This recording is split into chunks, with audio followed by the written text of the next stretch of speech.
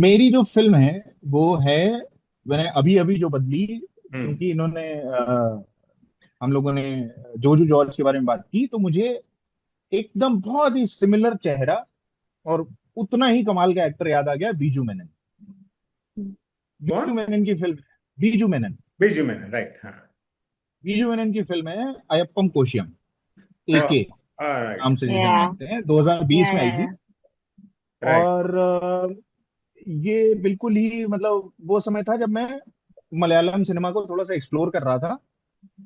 और फिर मैंने ये फिल्म देखी और मुझे लगा कि इतने ज्यादा सिंपल एक चीज पर, बेहद सिंपल, कुछ नहीं है, कुछ भी नहीं है, ईगो टसल है दो लोगों की।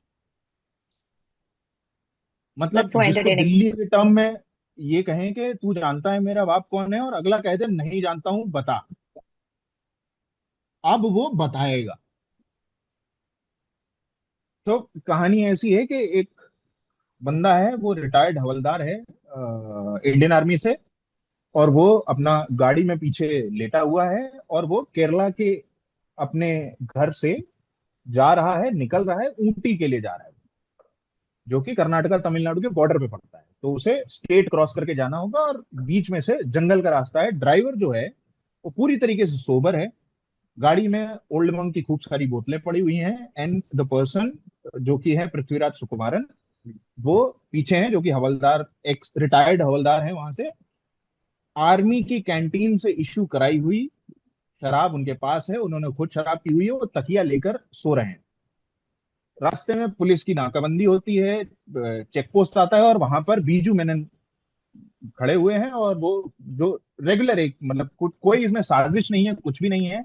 दोनों एक दूसरे को नहीं जानते हैं, किसी का कोई क्रिमिनल रिकॉर्ड नहीं है, कुछ नहीं है, एकदम नॉर्मल सी एक चेकिंग चल रही है। उसमें रोका जाता है, पता चलता है कि भाई साहब पीछे जो बंदा बैठा हुआ है वो नशे में है, वो बैठा भी नहीं, लेटा है, सो रहा है, उसको पता भी नहीं है। और गाड़ी में शराब की बोतलें दिखाई देती हैं। एंड टर्न्स आउट कि वो जो पूरा रास्ता है जो कि जंगल से होके जा रहा है, वो अल्कोहल फ्री जोन है। एंड केरला में सेंटिमेंटल वैल्यूज जुड़ी हुई हैं ऐसी जगहों से, not that kind of sentiments, but एक ये है कि भाई हम इसको अच्छे से मॉनिटर करेंगे, और इसको हम कुछ भी गड़बड़ नहीं होने देंगे, इस तरीके की एक वो है।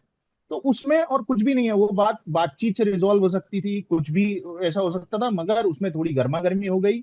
एक ने अगले कॉलर पकड़ लिया, उसने उसको थप्पड़ मार दिया, और पृथ्वीराज सुकुमारन जो कोशी नाम है उसकी लुंगी पे रख दिया पैर बीजू मेनन ने। तो यहां से ये हो गया कि भाई अब मैं तुम्हें बताऊंगा, सिर्फ और सिर्फ ये है पहले 10 मिनट में। और इस एक चीज के ऊपर फिल्म कैसे कैसे पहुंचती है, लोग दोनों, और तीसरा कोई कैरेक्टर ही नहीं है पूरे इसमें। मतलब लोग तो बहुत दिखते हैं, मगर किसी का कोई भी सिग्निफिकेंट रोल, उसकी जगह किसी को भी आप रख देते तो कोई फर्क नहीं पड़ने वाला था। और वहां से कहानी किस किस तरीके से फ्री फ्लो करती हुई जाती है, कहीं पे भी कोई फ्लॉ नहीं है, कोई भी एक गलत बात नहीं कही गई है। आप कितने भी बड़े साधु संत महात्मा होंगे, दोनों में से किसी को गलत नहीं ठहरा सकते, सही। नहीं ठहरा सकते। सही बात है, बिल्कुल।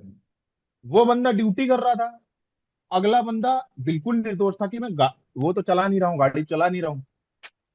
और इस प्रकार से नशे में गाड़ी में बैठना मना नहीं है, मगर अगला बंदा ड्यूटी कर रहा था कि वो अल्कोहल फ्री जोन है, वो कह रहा है मैं इस जोन में शराब पी भी नहीं रहा था, सारी बोतलें सील बंद है, सब कुछ है। तो उसमें क्या क्या चीजें चलती हैं आगे, और वो क्या क्या मोड़ लेती हैं, और उसका जो पूरा एक कहानी पूरी यात्रा करने के बाद जिस मौके पर पहुंचती है, एक बड़े से बाजार में इन लोगों की लड़ाई जो हो रही होती है, मल्ल युद्ध हो रहा होता है, वो देखने वाला है यार।